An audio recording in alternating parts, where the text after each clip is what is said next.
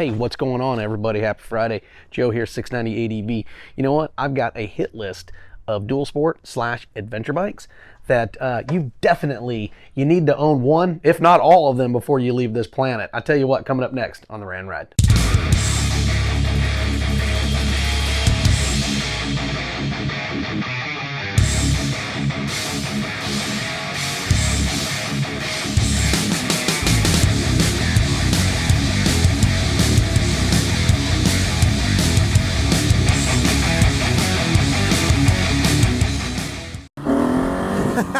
What's going on, everybody? Happy Friday. Joe here, 690 ADB. Hopefully the week went good. It's a little chilly. Sun is out. Loving it. It is almost riding season. Anyway, thank you to everybody that stops in and is part of the channel. Thank you for all the emails. Thank you for all the thumbs up. And thank you for all the subscribers that are out there. Don't forget, if you haven't subscribed, hit that little button down over there. Give us a thumbs up. Don't forget to hit the bell. That way, you know, every time something new comes out. Remember, we have hundreds and hundreds of videos that are out there. Remember, if you need anything, don't forget, down in the description, we have all sorts of stuff, from gear, boots, jackets, all the stuff for your motorcycles, and just really cool little knick-knack stuff that goes great with all your adventure gear. So we've done the research. It's part of our affiliate links, and it helps the channel out, and I thank you so very much. On to the rant and ride today. Yeah. I've got a hit list of dual sport / adventure bikes, because remember, dual sports and adventure bikes, they are different motorcycles. They do accomplish a lot of the same things, but they are different. Yeah, I've got a little hit list that I just think is kind of cool, and these are bikes that you definitely want to put on your radar if you're a new rider, or if you've been riding for a long time, and you may already have owned one of these bikes. I've owned several of them, and you know, but I'm always trying to upgrade and get all the kind of neat, fun stuff. But if you are looking, or if you are new or something like that, these are some bikes that, man, I tell you what, you totally win with these motorcycles. 100%. There's no guesswork. Now, some bikes, I'll probably get some frowning and stuff, and all the haters that are out there, hate away, because I don't care. I really don't. But, you know, the cool bikes that I just think that everybody should at least own all of these bikes, if you can, at least once in your lifetime. Without further ado, the first one is most dear to my heart, and they discontinued it, and it kind of broke my heart a little bit. This is not a review, so don't sit there and say, hey, this is a horrible review and blah, blah, blah, but it's really not. These are just great bikes to put on your little checklist to own one day and ride and get out and adventure on them at least once, because they're so much fun and they're amazing. And some of these bikes are the bikes that that's actually on my hit list, I will own. It's not, oh, I will own one. The first one is the KLR 650, man. The KLR 650. And I know I got a lot of KLR guys out there that love the KLR. They're so fantastic. You can pick them up. They're super cheap. They don't do anything amazing, but they'll do everything. They'll literally do everything that you ask them to do. They're not super fast. They're not super powerful. But they'll do it, man. And they're cheap. And they look really kind of cool. They've been in the military forever, but they're awesome. And they're easy to ride. And they do so much, which is really the coolest thing about the KLR 650. And they are for everybody, from new riders to all the way up to experienced riders. And I got guys that have been riding them for 20 plus years. They love them so much. The next one, I haven't owned it. I'm going to own it. I want one. I'm just shopping, trying to find one.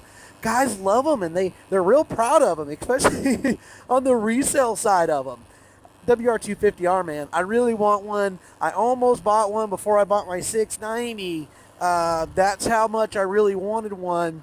But I wanted more power, and I wanted a little bit more highway manners. But the more I dig into that bike, I realize that it really will do everything the 690 will do. It doesn't have as much power, but it's so bulletproof and it's so proven, and they're not super expensive. You can get tons of aftermarket parts for the WR250R. And the same with the KLR 650. That's what makes it so awesome with all these bikes, is all the things that you can get from them. and you can travel on every one of them. Suzuki, the DRZ 400. That almost was my first bike. Very close.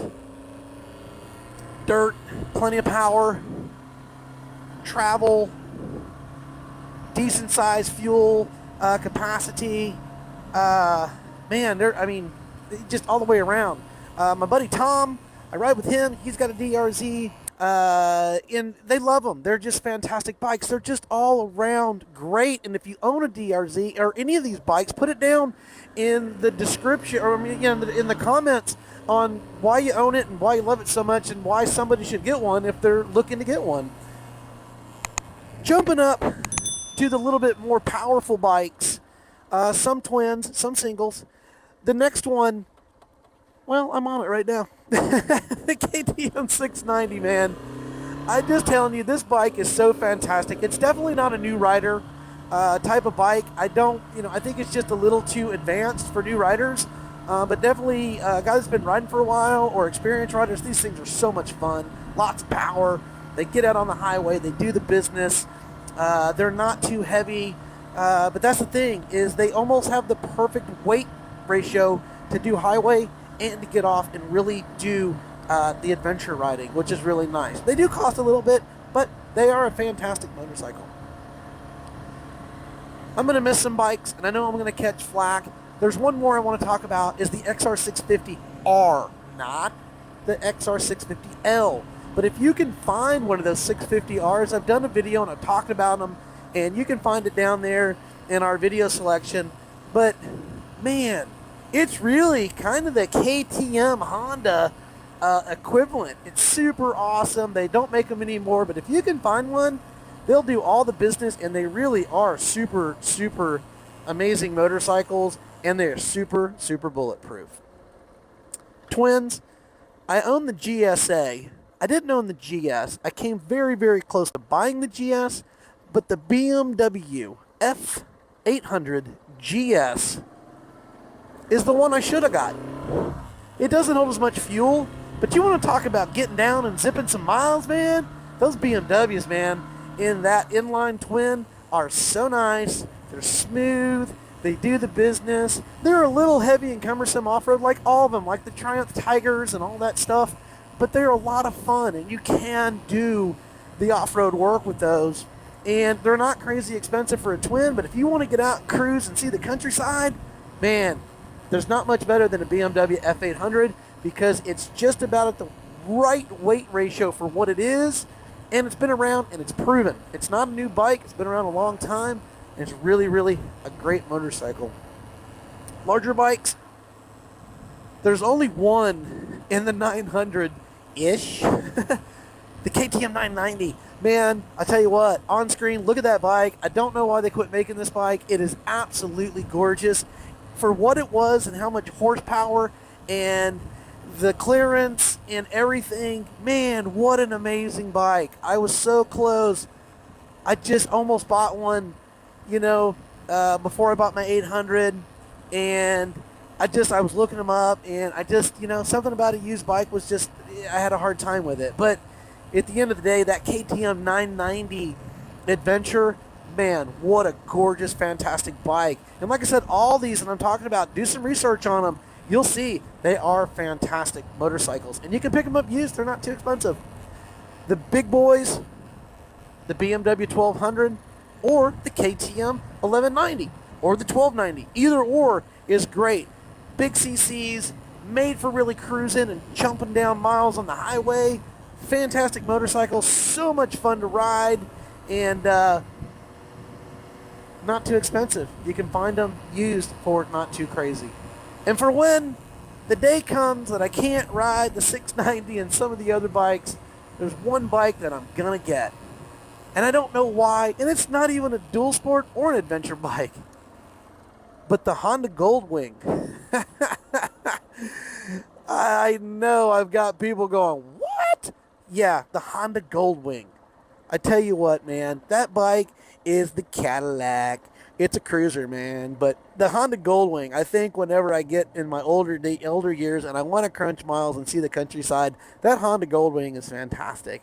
I could probably get the wife on the back, ride, go see the country, and have a blast on it, man, and just sit there and enjoy. When the off-road is not totally a huge deal for me anymore. But anyway, all these motorcycles are fantastic. There's some that I've owned, and all of them I want to own. What do you think? Are there bikes in there that are on your hit list? And what is on your hit list? What's the bike that you got to have or have before you leave the planet? Thanks for stopping in, man. You have a great and fantastic weekend. Thank you for being part of it. Don't forget, hit that subscribe, give us a thumbs up, and be part of the channel. Don't forget, 690adv.com. Go sign up, and that way you're registered whenever we do stuff. Thank you so much. Have a great day. 690 out.